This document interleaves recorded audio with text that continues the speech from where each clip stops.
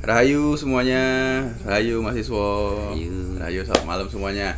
Nah hari ini saya sedang bersama mahasiswa lagi, mau ngobrol-ngobrol banyak tentang perjalanan spiritual mahasiswa sendiri ya.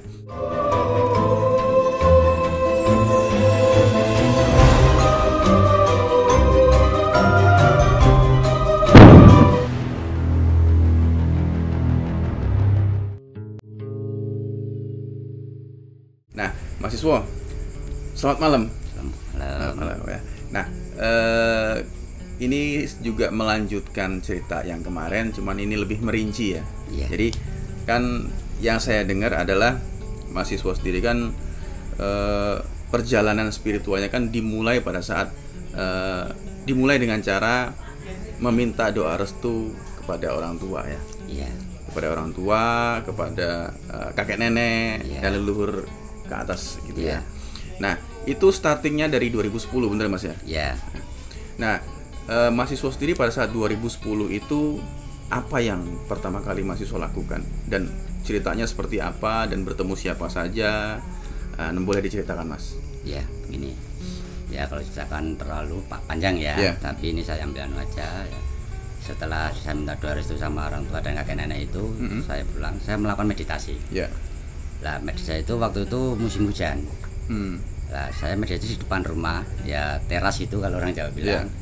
Saya melakukan itu ya tiba-tiba aja Mas. Gitu lah. Nggak tahu ada angin, geluduk, petir itu kenceng sekali sampai ada pohon pring, pohon bambu itu sampai mengkelung itu ke bawah. Lah di situ yang saya lihat itu kok ada sesuatu yang sosok yang datang kan gitu. Lah seperti kok ini kok kayak buto hijau kan gitu toh. Warna serba hijau. Itu di mana datangnya? Ya tahu-tahu kayak di depan saya gitu loh. Tapi jalannya itu kayak kelihatan gubuknya gitu.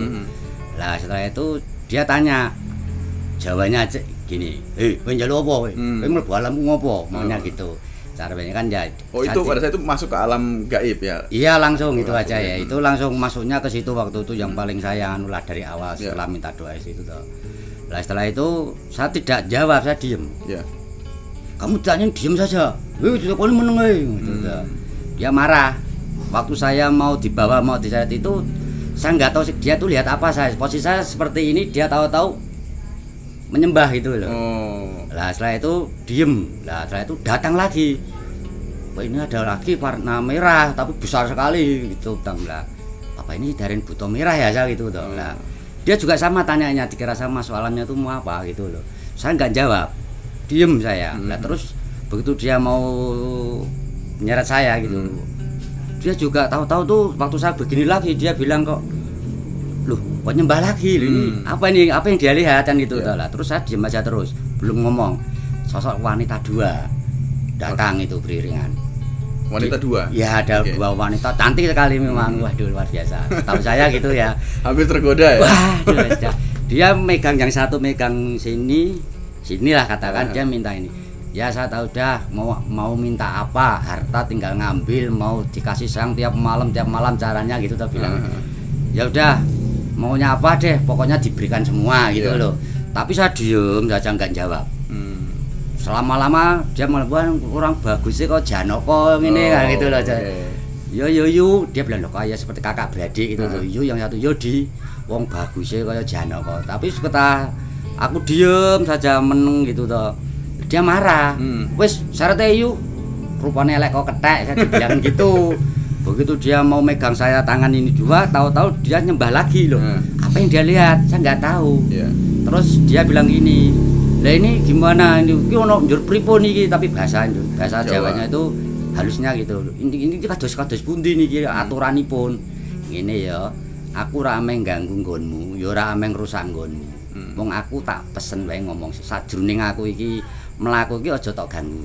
Sing dadi duweku sing percaya karo aku kuwi dadi duweku, sing ora percaya karo aku sing melu kowe apa sapa kuwi dadi duwekmu. Oh dados nek mangkaten aturane kados tose biyen malih. Ya jadi mungkin aturan perjanjian apalah kan itu toh lah. Saya itu bar gitu tahu-tahu ini ada wanita cantik bener ini. Wanita cantik dia naik kereta, tapi dia nggak menghampiri ke tempat saya meditasi. Dia hanya di pinggir jalan. Bilang gini, "Nggih Kang Mas, kula nggih kula ndongake sepados lampai panjenengan saged sampurna. Kula tak nyuwun kalih Bapa Ibu Sang Hyang Wenang. Kok kaya cerita anu saya gitu toh, tapi saya baru ngomong, Mas. Yo Cahayu, aku njaluk dongamu. Dongan aku bisa rampung nggonku resik-resik lan aku njaluk palilah welasasimu nggonku aku ninggal awakmu. Wah, setelah itu baru, Mas, ada hujan angin petir aku tuk gitu lah. Wah, kencang sekali pokoknya. Saya mau mundur nggak bisa, mau maju nggak bisa. Pokoknya kayak itu petir itu sudah menghampir di depan ini, di depan saya itu. Lah setelah itu bangun saya, ya meditasi saya itu membuka mata kan itu tuh. Lah Bapak lewat. Pak tadi hujan deras petir. Oh, udan ngomong gerimis. Oh, berarti saya yang tahu toh. Lah setelah itu perjalanan, Mas. Saya setelah itu selesai. Paginya saya itu bersih-bersih rumah itu, nyuci pakaian, masak, nyapu lantai itu enggak kepitung, enggak sampai terhitung, mungkin 15-20 kali itu. Perasaan saya itu kotor aja gitu, tempat yang bapak saya, tempat orang tua saya itu. Kok baru dibersihin kok kotor terus ya kan gitu lah. Saya pengen tahu nih pada saat jenengan pada saat itu memulai kan dengan setelah minta izin itu kan langsung memulai dengan meditasi ya. Nah pada saat itu jenengan pertama tadi kan ketemu yang disebut buto hijau sama buto merah ya. Nah, setelah itu jenengan ketemu lagi itu dengan dua sosok wanita kakak beradik. Ini bentuknya apa? Nah gini itu ya. Semula kan cantik. Begitu dia marah kelihatan siungnya, ada gigi ini. Loh, yang satu kok cantiknya tapi kok badannya ke bawah itu kok ular. Terus saya pikir apa ini blorong ya gitu toh. Yang satunya itu juga ada siungnya, warnanya pakaiannya serba merah. Satu hijau, satu merah. Apa ini yang namanya Dewi Lanjar? Terus saya tanya, ya itu tanya sama yang setelah, tapi nggak tanya sama dianya ya setelah keluar dari situ loh. Bedanya apa tuh Dewi Lanjar sama ya yang perasaan jenengan Dewi Lanjar atau Nyi Blorong kan, satunya hijau, satu berbadan ular ya? Ya, yang satu badan ular, yang satu ikan. Oh, putri duyung itu loh. Jadi putri duyung itu ya. Jadi putri duyung Dewi Lanjar. Lah kan ikan toh, nah, ini kan untung saya pernah lihat sinetron atau film kan itu ya. Lah itulah, setelah itu selesai saya bersih-bersih itu hampir malam 1 suro, Mas. Saya sebelum suronya mamanya hari Minggu, saya hari Kamis itu saya disuruh ke Kidul. Le ngidul, resik-resik nang kidul lho. Kidul rumah siapa? Kidul tempatnya siapa? Lho, kidul ten pundi? Kraton. Ini ngoten lho. Kraton pundi ngono lho. Cara dia kraton mana yang? Wis kraton Jogja. Lho, hubungan apa saya nggak tahu, Mas. Tapi saya ngikutin terus. Paginya saya mau berangkat, saya pinjem, Pak, saya pinjem mobilnya. Saya mau ke Jogja, ke Kraton kan gitu. Terus dikasih saya sama teman saya ngajak temen. Sampai sana ya sampai nunggu malam suro itu. Nah, taunya suronya besok malam tapi dundur. Ya, dundur setelah itu selesai, saya ketemu nggak bisa, mau ketemu raja itu, pokoknya pengen ketemu raja, nggak bisa. Akhirnya saya suruh pulang ke Klaten ke rumah kakek nenek. Nah, setelah pulang ke rumah kakek nenek, ya mungkin kakek nenek saya itu merasa kasihan kok mata saya merah, perut saya dibuka ini kok perutnya cekung gitu loh. Saya dipilih berapa hari nggak makan, 3 hari nggak makan, nggak tidur, Mbah, gitu. Dimasakkan sama mbah saya, ya seadanya orang di desa ya, dimasakin nasi itu makan. Tapi anehnya itu mbah saya lama-lama itu bingung sama tingkah laku saya. Iki opo putuku iki kelebon gitu tuh lah. Kesurupan gitu, wong habis dari keraton kan. Ceritanya kalau keraton tuh mitisnya kan luar biasa. Nah, akhirnya bapak saya ditelepon, anakmu nok ini polahe aneh gitu tuh, agak aneh. Terus bapak orang tua saya ke Klaten ke rumahnya Simbah nyebut saya. Lah setelah itu saya dijemput gini-gini, ya kalau cerita panjang lagi kan di sana. Kita ambil, saya diajak pulang. Tapi pulang saya sebelumnya juga nggak mau, saya mau diantar saudara saya, kakak saya, anaknya Bude, anaknya Pak Lek gitu. Sampai ya ada 5 orang lah yang nganter sama kakak saya yang jadi polisi 1, ngawal saya, takutnya kalau ada apa di jalan gitu loh. Kadang saya itu kayak marah gitu loh. Habis pulang di Semarang, saya itu nggak nyantai, tapi malah mulai laku lagi. Buat saya bersihin di rumah kampung-kampung sini. Jadi setiap rumah dari pojok RT bapak yang pojok sampai ke ujung sampai ke anu lagi gitu. Nah, orang kampung kan bilang itu anak siapa? Dia orang baru yang tempatnya di situ kan itu. Bapak saya kan baru pindah itu. Lah nggak taunya akhirnya orang kampung itu kan agak bingung, kayak curiga polanya itu kok aneh. Setiap rumah saya masukin, saya kasih bunga. Tapi bunganya nggak mau bunga-bunga sembarang, bunganya juga bunga melati yang saya ambil. Saya sebar di rumah-rumah itu loh. Lah dikirakan gila tadi itu. Lah akhirnya orang tua dengan orang kampung itu. Padahal jenengan lagi bersih-bersih. Iya, taunya kan dia karena itu padahal saya taunya bersih-bersih. Nah, tapi saya harus diem gitu loh. Setelah itu laporan gitu toh, Pak ini anak bapak ini gila kali, atau mungkin agak kena kesurupan, atau kena jin kan gitu ya. Akhirnya keputusan itu diambil, ya udah ini dibawa ke rumah sakit saja gitu. Oh itu awalnya masuk rumah sakit jiwa. Itu mas, itu awalnya masuk rumah sakit dia apa enggak. Tapi yang aneh yang harusnya kan diambil sama dokter toh. Kok ada polisi yang jemput saya, terus saya punya salah apa saya nggak tahu. Itu saya diajak polisi, Pak diambil aja, saya langsung dibawa. Saya ditanyain tuh anehnya yang saya jawab itu ya aneh kayak orang gila sih gitu. Lah polisinya tahunya ya 44 gitu, kata-kata 44 itu apa saya nggak tahu. Nah itu mungkin sandi dari kepolisian ya.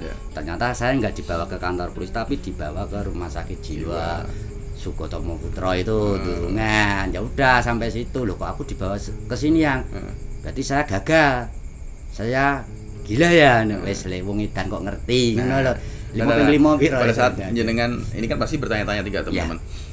Pada saat jenengan tadi ini gimana yang, nah yang tuh yang siapa? Nah, setahu saya kan ya yang nonton saya itu ya mungkin kakek nenek saya yang dahulu kan gitu toh. Karena saya percaya saya adanya mbah sebelum mbah buyut sampai udak-udak suwur orang Jawa sampai yang saya mungkin itu setahu saya kan waktu itu kan masih perjalanan kan. Saya ikutin wis dah le. Nanti kalau kamu lulus keluar sini memang betul-betul nggak gila, kamu dianggap satrio gitu loh, sifat kesatria gitu loh Mas.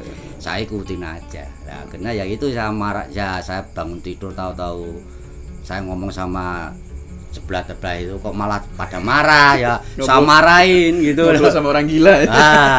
Akhirnya ya loh, kok malah loh, ternyata saya itu baru sadar itu. Sadarnya itu ternyata loh saya itu masuk rumah sakit jiwa. Nah dengan itu saya selama 1 minggu ndak ada yang saya omong.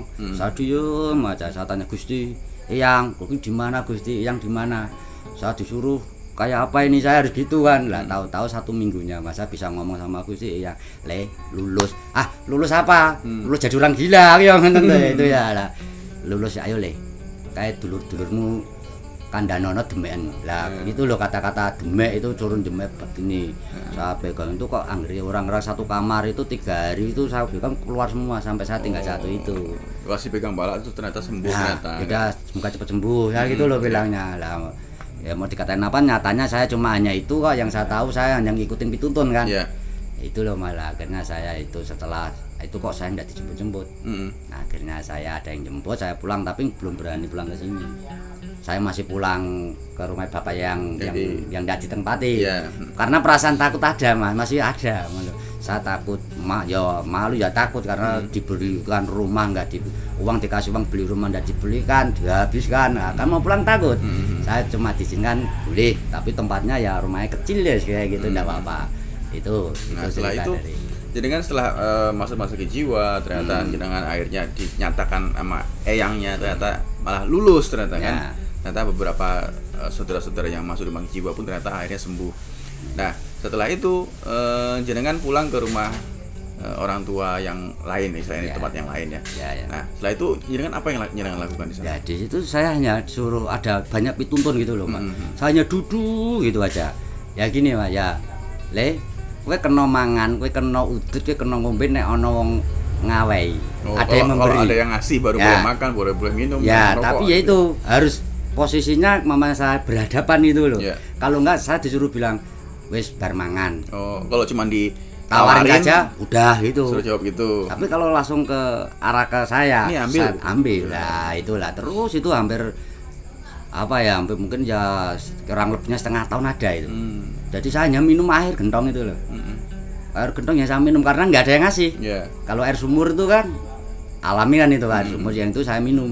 Sampai terus akhirnya ada salah satu tuh teman saya yang ngikutin saya ke Jogja, ngasih makan juga hanya ditaruh di meja, tapi dia nggak ngasih saya. Begitu berapa hari, 1 hari 2 hari itu dia loh dikasih segera dipuangan gitu toh. Tapi waktu dia ngomong itu diarahkan ke saya, padahal saya tahu itu nasinya sudah basi. Ya saya makan. Lah baru teman saya tahu, oh nengekei siswa ini dilungke. Lah setelah itu 3 hari saya baru bebas Mas. Kalau ada yang ngasih, ya terima kasih. Ya saya mau ngerokok itu.